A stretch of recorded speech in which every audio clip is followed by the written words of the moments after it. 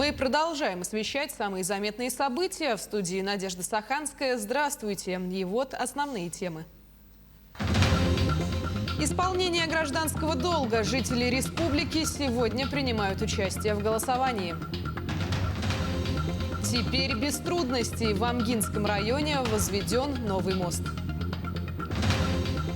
Новый сезон культурной жизни. Саха-театр открывает свои двери для зрителей с 24 сентября. В Якутии продолжаются выборы 3 уровней – федерального, республиканского и муниципального. В этом году республика будет выбирать депутата Государственной Думы по Якутскому одномандатному округу номер 24. Также пройдут выборы по федеральному округу, куда внесены 14 политических партий. Дополнительные выборы народных депутатов Якутии пройдут по Колымо-Индигирскому одномандатному избирательному округу. Также состоятся 76 муниципальных избирательных кампаний, дополнительные выборы 16 депутатов, представительных органов 11 муниципальных районов, глав 37 городских и сельских поселений, в том числе глав 5 районных центров. Сегодня ровно в 8 часов утра открылись 794 избирательных участка республики. Наш эфир продолжит брифинг по избирательной кампании. Узнаем о процентах явки избирателей на 15 часов. Предлагаем послушать. Эльвира Трофимовна, здравствуйте. Как стартовали выборы в республике? Добрый день. Да, сегодня первый день голосования из 3 дней, 17 сентября. И сегодня в 8 часов утра все избирательные участки открылись вовремя и началось голосование. Мы отмечаем очень активное голосование сегодня, несмотря на то, что во многих районах идет даже снег с дождем. Но избиратели идут в свои избирательные участки. Так, например, у нас по всей Якутии 3 часовых пояса, поэтому первыми начали голосовать избиратели Момы, Аллаихи, Аймекона, Колымы. И они как раз-таки начали этот старт сегодняшнего дня.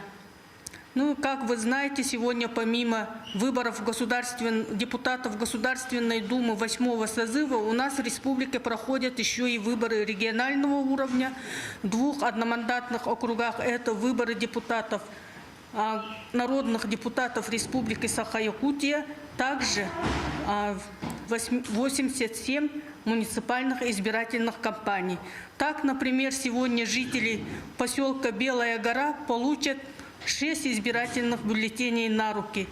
Это значит выборы Госдумы, выборы райсовета Абыйского района, также выборы главы Белая Гора и дополнительные выборы поселения.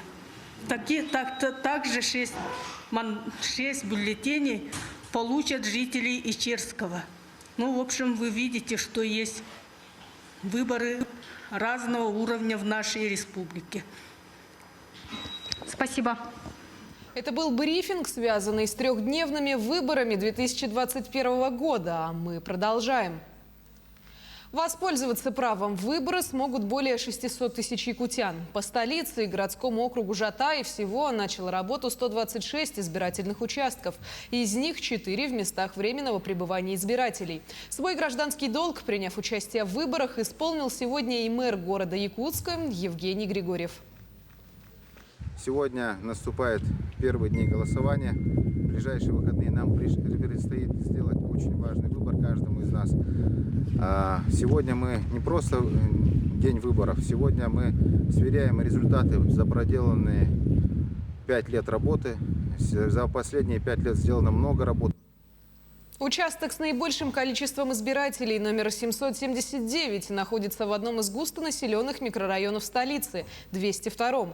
Здесь зарегистрировано более 2000 граждан. Для голосования на дому через этот участок зарегистрировано 39 человек. Напомним, такие заявления будут принимать до 14 часов 19 сентября. Во время проведения голосования все избиркомы будут обеспечены комплектами индивидуальной защиты, а на участках соблюдаются все санитарные требования. Безусловно, голос каждого якутянина, россиянина, он важен, потому что мы закладываем этими выборами путь развития нашей страны на ближайшие 5 лет. Выборы в Государственную Думу – это ответственный шаг для каждого избирателя, потому что нужно прийти на избирательный участок, вспомнить все те реальные дела, кто какие обещал, кто какие выполнил, и прийти со свежей головой и проголосовать за сильную Якутию, за благополучие людей, чтобы наша Якутия развивалась дальше в составе нашей Российской Федерации и в дальнейшем развитие получало поступательное интенсивное движение. 44 автомобиля вручили медицинским организациям республики в рамках реализации программы модернизации первичного звена здравоохранения. Ключи получили более 20 районов Якутии. При этом, как подчеркнула министр здравоохранения республики, автомобили не будут привязаны к центральным районным больницам, а будут направлены на работу в отдаленных и труднодоступных населенных пунктах. Между тем, помимо закупки транспорта на территории республики действуют еще 2 мероприятия по реализации программы. Это закупка профоборудования и строительство, а также ремонт объектов здравоохранения. Отмечу, что в этом году мы запускаем 5 объектов по центральным районным больницам, в том числе в Арктической зоне, в Момском районе, в Хану. Второе – это закупка оборудования, почти 1,5 миллиарда рублей. И из них самое дорогостоящее – это рентгены, это компьютерные томографы. В этом году опять-таки почти в 5 районах нашей республики компьютерные томографы появятся. У многодетных семей в большинстве регионов есть возможность бесплатно получить земельный участок в собственность. На днях 91 семья Горного района в селе Бердигистях получили свои долгожданные участки. В Центре духовности народных писателей Семена и Сафрона Даниловых была проведена жеребьевка по распределению участков для строительства домов и подсобного хозяйства. Новый жилой район будет располагаться в микрорайоне Алынах на улицах Строителей, Озерная, Газовиков и имени Ильи Герасимова. Проведены работы по проекту, разработке проекта планировки территории. И на данный момент ведутся работы по установлению границ земельных участков и постановке на учет данных земельных участков. После этого, когда земельные участки получат многодетные семьи, и мы будем проводить работы по снабжению инфраструктуры данных земельных участков. Это газ, свет и автомобильная дорога, улицы. Долгие годы жители села Анес и Булугур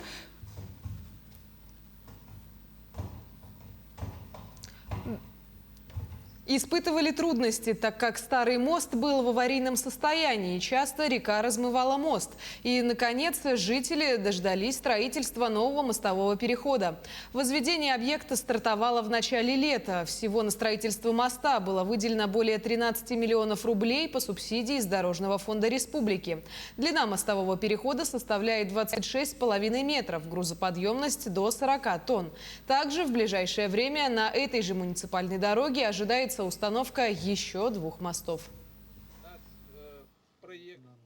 У нас в Амгенском улусе планируется завершение строительства еще 2 таких же мостовых переходов через реку Хаттыки и Хохур на данной муниципальной автомобильной дороге. И в целом ежегодно администрация муниципального района, Министерство транспорта нам предоставляет такую возможность. Так, в прошлом году тоже были введены в эксплуатацию 2 мостовых перехода. Очень большая сумма субсидий была предоставлена из средств Дорожного фонда республики. Общая сумма субсидий составляет более 52 миллионов из бюджета республики. Сегодня работники леса отмечают свой профессиональный праздник. Новая лесопожарная техника выставлена на площадке исторического парка «Россия. Моя история». Там же прошло торжественное мероприятие. Глава республики Айсен Николаев поздравил работников лесохозяйственной деятельности и вручил государственные награды Республики Саха-Якутия. Также с профессиональным праздником поздравил министр экологии и природопользования Сахамин Афанасьев. Он торжественно вручил труженикам ведомственные награды. Сегодня на заднем фоне вы видите лесопожарную технику, которая была закуплена в период, начиная с 2019 года. И практически программа «Нацпроект Экология». Это региональный проект «Сохраним лес». Всего, скажем, на этот год у нас в этом году, в 2021 году, мы закупили технику на 200 миллионов рублей. Техника, она полностью закуплена, то есть мы законтрактовались. Остальная техника, основная часть техники прибыла. Сегодня буквально 2 единицы больших техник прибыли в Нижних Бестях, ожидается еще 2. В Якутске презентовали виртуальный концертный зал на базе Якутского музыкального колледжа имени Марка Жиркова. Отныне лучшие концерты с участием студентов колледжа, а также воспитанников различных музыкальных учебных заведений смогут услышать и увидеть зрители в самых удаленных уголках не только республики, но и страны. Для виртуального концертного зала за счет республиканских средств было приобретено оборудование, что позволяет транслировать в высоком качестве записи выступлений музыкантов. Помимо этого проведен косметический ремонт на средства федерального бюджета. Осуществлена замена электропроводки и покраска стен. Конечно же, мы ожидаем активного участия этой возможности в образовательном процессе, поскольку у нас здесь обучаются в музыкальном колледже студенты из разных районов нашей республики. Через эту площадку они получат возможность действительно присутствовать здесь, в Якутске, и знакомиться с новыми событиями, быть всегда в курсе тех событий, которые происходят в музыкальной сфере. Творческие планы, итоги прошлого сезона и новый репертуар. Коллектив Саха-театра после летнего перерыва обсудил планы в преддверии нового сезона. В труппе сейчас задействовано более 60 артистов. Уже с 24 сентября творческий коллектив откроет 116-й сезон. В связи с этим в здании подходит к концу косметический ремонт, а также предусмотрено 15 миллионов рублей из федерального бюджета. На эти средства отремонтируют фасад театра и канализационные сети. А в творческой работе много планов. Например, артисты работают над новыми постановками, посвященными к столетию образования республики. Саха-театр открывает 116-й сезон. Планируется до Нового года премьера произведения Тихона Семушкина «Алитет уходит в горы», посвященный 70-летию нашего художественного руководителя Андрея Исаевича Борисова. И декада его спектаклей будет. Но одно из главных событий – это, конечно же, столетие нашей республики. И мы планируем художественные произведения наших больших писателей, например, как Платона Юнского, и спектакли про наших отцов-основателей нашей республики. К этому часу это вся информация. Оставайтесь с нами.